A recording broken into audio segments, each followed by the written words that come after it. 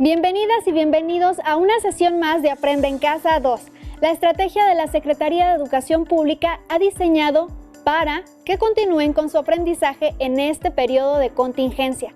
Recuerden lavarse continuamente las manos, mantener la sana distancia, procurar no tocarse la cara y realizar el estornudo de etiqueta. Mi nombre es Leslie Mendívil y me da mucho gusto poder saludarles.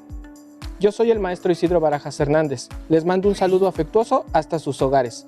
Les cuento que el día de hoy veremos el tema de las diferentes etapas de adaptación del ser humano a su nuevo entorno en el continente americano. Con esta sesión y otras más, se desarrollará el aprendizaje esperado de reconocer los procesos que permitieron a los cazadores-recolectores llegar hasta la domesticación del maíz en nuestro continente. Es importante que tengan su cuaderno y bolígrafo a la mano y que tomen las notas de todos aquellos aspectos que consideren más relevantes. ¿Listas y listos? ¡Comencemos! Para dar inicio, les invito a que escuchen con mucha atención la siguiente lectura, en la cual un abuelo historiador responde una serie de preguntas que sus nietos le hicieron sobre la prehistoria. Pongan atención a los detalles. El fragmento que vamos a leer pertenece al libro que tiene por título La prehistoria explicada a los jóvenes. Y ya que se trata de un diálogo, te propongo que me ayudes a leer, Leslie. Claro que sí, maestro. Bien, yo leeré al historiador y tú al joven. Adelante, por favor. ¿Cómo vivían? En aquel mundo repleto de animales, ¿se dedicaban sobre todo a la caza? ¿Qué armas utilizaban? ¿Qué cosas inventaron? Espera un momento. Como siempre, se debe precisar la época. La vida de los Homo erectus de hace 1 millón de años no se asemejaba a la de hombres modernos de hace 25,000 años, y mucho menos a la de los agricultores ganaderos del Neolítico de 5,000 años o 6,000 años atrás, para quienes la caza representaba un importante complemento al sustento, pero cuya supervivencia ya no dependía exclusivamente de ella. Los primeros, menos inteligentes y peor organizados, dedicaban mucho más tiempo a la búsqueda de alimento que los grandes cazadores de tiempos glaciares, que disponían de armas mucho más eficaces. De ahora en adelante hablaremos sobre todo de estos últimos, de los hombres modernos, en ocasiones llamados los cromañones, y evocaremos solo de paso las antiguas humanidades que precedieron, así como las sociedades neolíticas de ganaderos y agricultores que les sucedieron. De acuerdo, pero antes de esto, háblanos un poco de los ganaderos y agricultores. ¿Por qué se dedicaron a esta tarea? ¿Qué animales criaban y qué plantas sembraban? ¿Qué técnicas utilizaban? Aquellos cambios no se alcanzaron de un día para otro, ni al mismo tiempo en todas partes. El perro fue, al parecer, el primer animal doméstico que apareció, a partir del lobo. Con los últimos grandes cazadores, 13,000 o 14,000 años atrás, quizá antes, y más adelante, llegaron al carnero, el buey y el cerdo. La cría de aves de corral aparecerá mucho más adelante. En cuanto a las plantas, eran principalmente variedades de trigo y cebada en Oriente Próximo, y posteriormente en Europa. El arroz se cultivaba en Extremo Oriente, el maíz, las judías en América, por solo dar unos ejemplos. Las técnicas eran toscas y rudimentarias, y lo fueron durante mucho tiempo. Con el uso del arado básico, un arado primitivo que se sigue utilizando en algunos puntos del mundo. No nos has dicho por qué iniciaron esas tareas. Los inventos siempre son, en cierta medida, fruto del azar, al menos al principio. Algunas personas observaron, sin duda, que de los granos de trigo salvajes abandonados cerca de los campamentos crecían espigas en primavera. Reflexionaron y produjeron sistemáticamente la misma operación. Otros, tras cazar a las madres de crías, las recogieron y las criaron. Este proceso se repitió, sin duda, una y otra vez a lo largo del tiempo, con numerosos fracasos, antes de lograr una auténtica ganadería. La agricultura y los animales domésticos son una garantía para la vida. Y se sabe, habrá algo de comer para el año siguiente, incluso en la estación de escasez. Esto sin duda debió cambiar sus vidas por completo.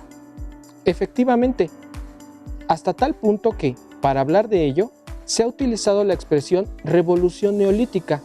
Al igual que muchas expresiones consagradas, esta es verdadera y falsa a la vez. Nos da a entender que el proceso fue muy rápido, lo cual no fue cierto. Los comportamientos fueron modificándose de forma progresiva en algunas partes, no en otras. Sin embargo, cuando la ganadería y la agricultura lograron convertirse en la actividad principal y regular, sus consecuencias a largo plazo fueron mucho más importantes que la seguridad alimentaria. Se volvieron sedentarios, Es decir, en lugar de desplazarse a mayor o menor distancia, permanecieron en el mismo lugar. Cuando se tiene un campo, hay que sembrar y cosechar sus frutos.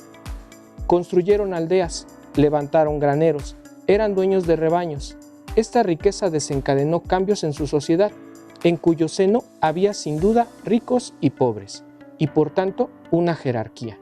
Representó el final de un modo de vida que había durado millones de años, cuando los hombres solo eran cazadores y recolectores. Por cierto, al principio, ¿cómo cazaban? ¿Tenían armas? Los homínidos más antiguos cazaban pequeñas presas, las que podían alcanzar con sus propias manos o arrojando una piedra. También se alimentaban de carroña. Esto significa que aprovechaban los restos de las grandes presas que los felinos cazaban y abandonaban a su suerte. 2,5 millones de años atrás, ya tallaban guijarros para obtener de ellos herramientas toscas, con el fin de descuartizar y quebrar los huesos de sus presas y así sorber su médula. Por otra parte, no debemos olvidar que los humanos eran omnívoros, comían todo cuanto fuera posible, comestible, y encontraron a su paso frutos, bayas comestibles, plantas, setas, insectos. La verdadera caza con armas fue desarrollándose progresivamente a lo largo del tiempo y convirtió al hombre en el cazador más temible entre todas las especies animales. Hasta aquí la lectura. ¿Qué les pareció? Si tuvieran un abuelo historiador, ¿qué otras cosas le preguntarían sobre los cazadores recolectores? ¿Qué datos curiosos les gustaría saber de sus antepasados más remotos? Reflexionen en ello y después intercambien en la medida de lo posible sus preguntas con algunos compañeros, respetando las medidas sanitarias. Para comenzar con nuestra sesión, es importante recordarles algunos datos interesantes sobre el poblamiento de América. Existen diversas teorías que han tratado de explicar de manera científica los orígenes de la población en nuestro continente. La teoría más aceptada sostiene que el poblamiento de América tiene sus orígenes en Asia y que la llegada de los pobladores a este territorio se produjo durante la última glaciación, lo cual permitió que se formara un puente en la zona norte de nuestro continente, específicamente en el estrecho de Bering. ¿Recuerdan esos datos? Bien, estos pobladores nómadas transitaron por este estrecho y continuaron moviéndose hacia el sur en busca de comida y mejores condiciones climáticas. Es así que, con el paso del tiempo, se dan los primeros asentamientos. ¿Cómo se imaginaban que fueron estas personas? ¿Creen que aún conservamos alguna de sus características? El poblamiento del continente americano transcurrió a través de miles de años. La periodización propuesta para este tiempo tan largo es también diversa. Aquí exponemos la propuesta por arqueólogos mexicanos, denominada la etapa lítica, dividida en dos periodos: el arqueolítico, que va de los 33,000 a los 12,000 años antes de nuestra era, y el cenolítico, que va de los 12,000 a los 5,000 antes de nuestra era. Los escasos hallazgos del periodo arqueolítico impiden conocer mucho de la vida de estas personas. Solo se conoce que las tecnologías que desarrollaron eran rudimentarias: piedras trabajadas para golpear, cortar, raspar y machacar. También utilizaron fibras duras, madera, huesos y pieles de animales. Pero hacia los 12,000 antes de nuestra era se encuentran importantes innovaciones tecnológicas en las que aparecen instrumentos más finos y mejor elaborados, como puntas de proyectil, cuchillos, navajas y raspadores. Esta innovación es muy importante porque nos habla de la evolución y adaptación de los cazadores-recolectores a nuevas condiciones del medio ambiente, que en estas fechas ya habían cambiado en el continente. Se hizo más árido, las plantas y los animales también cambiaron, desaparecieron bosques, pastizales y gran parte de la fauna mayor. Estos acontecimientos muestran, con los hallazgos encontrados, la gran capacidad de adaptación de estos seres humanos. Matthew D. Slaughters escribe en su artículo en la revista Arqueología Mexicana que los primeros habitantes de las Américas fueron migrantes y descendientes pioneros que se atrevieron a salir de África, cuna de la humanidad, siguiendo una ruta a través de Beringia. Estos cazadores-recolectores del Paleolítico Superior salieron de sus tierras en las orillas del Pacífico Occidental durante un tiempo de inestabilidad climática y social, para llegar desde el norte del continente hasta Sudamérica. Esos primeros pobladores se vieron obligados a cruzar fronteras entre tierras inhóspitas, yermas, verdaderamente desconocidas y desoladas. Enfrentaron la falta de conocimiento del paisaje, de la flora y fauna, de las fuentes de agua y yacimientos de materias primas. Los migrantes ancestrales vencieron estas carencias aprendiendo y adaptándose con una habilidad magistral, encontrada solamente entre gente resuelta y determinada. La historia en las Américas es una historia de migrantes, una historia de cómo y por qué cambiaron o persistieron varios aspectos de su cultura materna. Los primeros pobladores no llegaron como una tabula rasa, llegaron como sociedades completas, comunidades en tránsito, comunidades con un gran bagaje de conocimientos buscando una nueva vida en un nuevo mundo. Cruzaron la primera frontera entre lo conocido y lo desconocido y en el acto de cruzarla la cambiaron. No es fácil vencer fronteras, pero los ancestros de la gente original de las Américas ganaron su lucha por una nueva tierra haciendo exactamente eso. Los diferentes estudios realizados han demostrado que a lo largo de estos amplios periodos de tiempo, los cazadores-recolectores tuvieron diversas expresiones culturales y desarrollaron tecnologías que les permitieron adaptarse al entorno y, lo más importante, explotar los recursos naturales de las regiones que iban poblando y conociendo. Esto significa que el desarrollo y adaptación de esos seres humanos surgió seguramente como respuesta a las exigencias que el medio les obligaba a tener para sobrevivir, es decir, se dio un proceso de aprendizaje y adaptación. Para conocer más sobre lo que nos ha hablado el maestro, les invito a ver con atención la siguiente cápsula.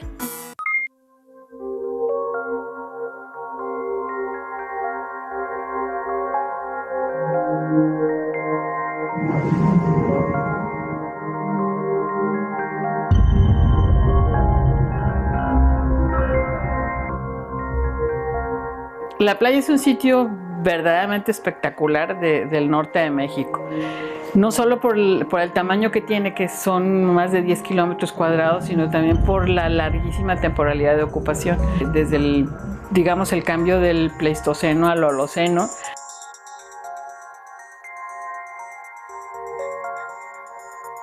Y desde esos, 13,000 años hacia acá, este oasis del desierto de Sonora estuvo continuamente ocupado por distintos grupos sociales, desde bandas de cazadores del Arcaico hasta los primeros agricultores del desierto.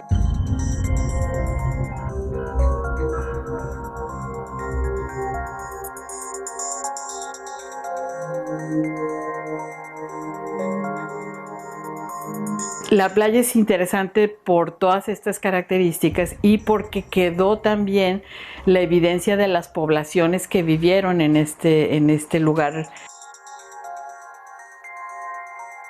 Ese ha sido uno de los grandes problemas en la playa, que no habíamos podido encontrar realmente los contextos habitacionales intactos. O sea, en la erosión veíamos fragmentos disgregados de bajareque, los cientos de manos y de otros artefactos de molienda. O sea, los elementos que deben de haber sido de una casa-habitación, pero realmente no habíamos encontrado estos contextos hasta el 2010, que fue la primera casa que encontramos en foso y que se encontró en una erosión. En el perfil de una superficie erosionada, lo que se encontró fue el piso quemado de una casa. Al excavar, lo que encontramos son los distintos hoyos de poste que aparentemente fueron ocotillos, o sea, la estructura estaba hecha de ramas de ocotillo y digamos que nos quedó solo la mitad de una casa sin erosionar.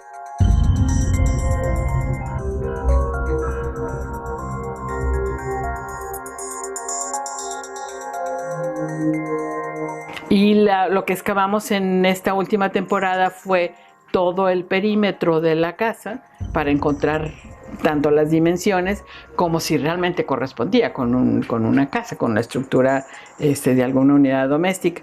Y lo que encontramos fue, en efecto, sí, o sea que sí está todo el perímetro de esta casa Lo interesante también es el tipo de las puntas, que eso desde el momento en que excavamos supimos que la casa estaba dentro de esto que nosotros le denominamos el periodo de agricultura temprana, porque es una típica punta ciénega. Es finales, o digamos, los primeros siglos de nuestra era. Estas son como una mujer más anciana y una mujer más joven. El otro está padrísimo, son un hombre y una mujer. Los entierros más maravillosos que hemos excavado, ¿no? Recientemente se ha puesto en discusión la teoría más aceptada del poblamiento de América a través del estrecho de Bering. Hallazgos en la isla de Cedros, en Baja California, de instrumentos humanos con 12.000 años de antigüedad, plantea la posibilidad de que grupos humanos navegaran hacia Sudamérica pasando por la isla de Cedros. Otros importantes hallazgos en el sur del continente, datados en hasta 18.000 años de antigüedad, también proponen que hubo migraciones del sur al norte y no como se sostiene tradicionalmente, que los movimientos de los migrantes ocurrieron desde el estrecho de Bering. No obstante, en lo que sigue habiendo acuerdo y mayor aceptación es que los grupos humanos que se establecieron a lo largo del continente emigraron de Asia. Estudios genéticos lo corroboran. Veamos ahora el siguiente video. Se ha descubierto en el estado de Sonora un sitio conocido como Fin del Mundo, que contiene restos de los primeros pobladores de América, así como los del primer gonfoterio hallado en la parte norte del continente americano. En el sitio del Fin del Mundo es el único donde hay asociación entre actividad humana y gonfoterios. Para Sudamérica sí se conocen otros sitios, ¿sí? Porque, como decía, este es el único grupo que pasó. Ni los mamut ni los mastodontes pasaron, si los gonfoterios sí hay algo de asociación. El proyecto que el INAH lleva a cabo en materia de geoarqueología y tecnología lítica de sitios paleoindios de Sonora ha estudiado cerca de 12 lugares similares, de los cuales destaca Bajío. Los estudios arrojan que las puntas de cuarzo y otros materiales de caza tienen cerca de 11.000 años y se encontraron en grandes cantidades, por lo que se supone fue un sitio de concentración de los nómadas cazadores-recolectores. Hay herramientas que están hechas de la misma roca, tanto en el Bajío, como en el Fin del Mundo, como en el Aiga. Entonces quiere decir que entre ellos están intercambiando herramientas, ¿no? Entonces eso ya significa que tienen un territorio y que se reconocen entre ellos. Estos descubrimientos y las investigaciones derivadas de ello son un paso más para profundizar el conocimiento sobre los primeros seres humanos que habitaron y fueron poblando nuestro país. Observarán cómo los vestigios encontrados van modificando y actualizando las diferentes teorías del poblamiento de nuestro continente. Es importante insistir que los primeros pobladores fueron encontrando diversos sistemas ecológicos y que la observación, la experiencia y el aprendizaje les permitieron adaptarse al medio y transmitir sus conocimientos de generación en generación. Así, fueron creando artefactos que facilitaron realizar las actividades. Por ejemplo, para cazar, tuvieron que observar las costumbres, los movimientos, alimentación y refugios de los animales que iban a cazar, mejorando sus técnicas y estrategias de cacería. Lo mismo ocurriría con las plantas. Tras la observación y la experiencia recolectora, fueron aprendiendo sus propiedades. Al mismo tiempo, la selección que hicieron de las plantas de su preferencia y utilidad hizo que favorecieran el crecimiento y mejora de muchas de ellas y poco a poco el cultivo de algunas. Es necesario comprender que estos procesos llevaron miles de años.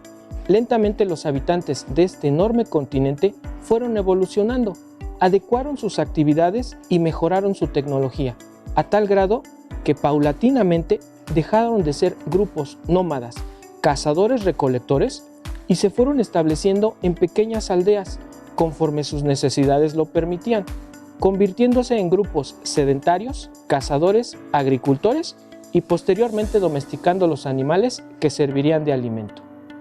Todo lo expuesto significa que hubo múltiples formas de relacionarse con el medio. El desarrollo fue heterogéneo, lo cual causó expresiones culturales y pensamientos también diversos.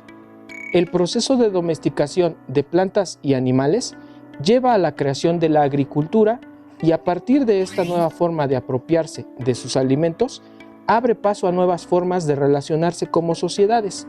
Se harán más complejas. Surgirán clases dirigentes y grupos de poder, y finalmente la construcción de grandes y espléndidas ciudades. Para conocer más sobre las personas que transitaron por estos diversos procesos de adaptación y sus vidas a lo largo de miles de años, les invito a observar el siguiente video y después lo comentemos.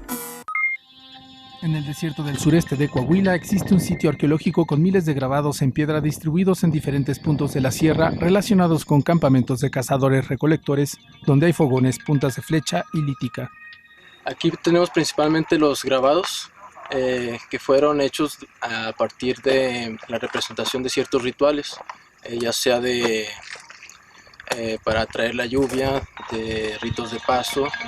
En Arigua arrojarán diversos datos aún por descubrir, pero por lo menos se sabe que, como en Boca de Potrerillos y Nuevo León, se trata de expresiones involucradas en rituales de iniciación, cacería del venado o dedicados al cosmos. Para ellos era muy importante lo que es el venado cola blanca. De hecho, aquí en algunas partes, por ejemplo más hacia arriba, están las representaciones de unas huellas de venado que se asemejan como si fuera caminando. Esto seguramente se dio por un ritual en el que ellos pretendían de alguna manera ir detrás del venado para poderlo localizar. De hecho, las huellas están dibujadas en una roca donde puedes observar y tener cierto control del valle. Es el sitio arqueológico con mayor cantidad de petrograbados hasta ahora identificado en Coahuila, donde en 2 kilómetros a la redonda se reconocieron 500 piedras que contienen 8,000 figuras grabadas de hasta 6,000 años de antigüedad. Este es el sitio que se conoce como Sierra de Narigua. Más al fondo tenemos otro sitio que se llama La Bolsa. Si los comparamos los dos, aquí tenemos la mayor densidad de petrograbados. Tenemos casi 400 metros a lo largo y toda la ladera al sur de esta sierra. Los campamentos se distribuyen en 2 valles separados por una serranía de baja altura. Los mayores están en el Valle de Mogote, entre los pliegues geológicos que lo rodean. Las chozas en los campamentos eran de materiales perecederos y transportables, por lo que es difícil encontrar sus señales en el paisaje, siendo los fogones el rasgo más visible en la actualidad.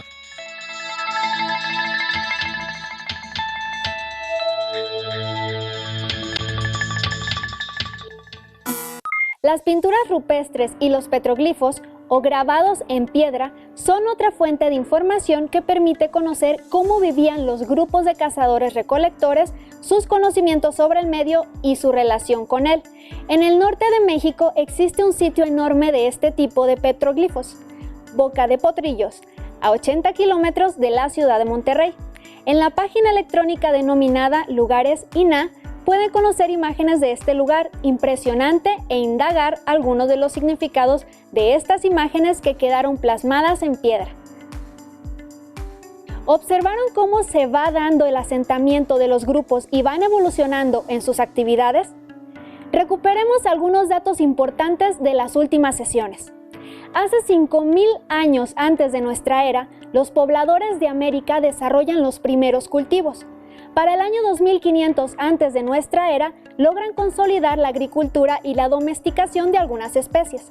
Entre los años 200 al 600 de nuestra era, se había logrado desarrollar la agricultura intensiva y el desarrollo de técnicas avanzadas de cultivo, así como los procesos de especialización por regiones.